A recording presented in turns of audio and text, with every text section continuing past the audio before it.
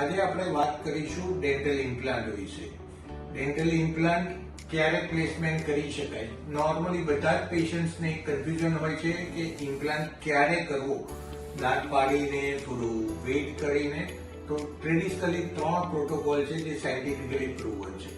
પહેલો પ્રોટોકોલ છે જેને કહેવાય ઇમિડિયેટ ઇમ્પ્લાન્ટ પ્લેસમેન્ટ, એટલે કે દાંત પાડીને તરત જ ઇમ્પ્લાન્ટ નાખી દેવામાં આવે છે. બીજો પ્રોટોકોલ છે અર્લી ઇમ્પ્લાન્ટ પ્લેસમેન્ટ, જેમાં દાંત પાડવાના 4 થી 8 અઠવાડિયામાં ઇમ્પ્લાન્ટ નાખવામાં આવે છે. અને ત્રીજો જે સૌથી ટ્રેડિશનલ પ્રોટોકોલ છે જેમાં દાંત પાડવામાં આવે છે, હાડકાનો ખાડો ભરાવા દેવામાં આવે છે ને લગભગ 4 થી 6 મહિના કે એનાથી વધારે સમય પછી ઇમ્પ્લાન્ટ પ્લેસમેન્ટ કરવામાં આવે છે.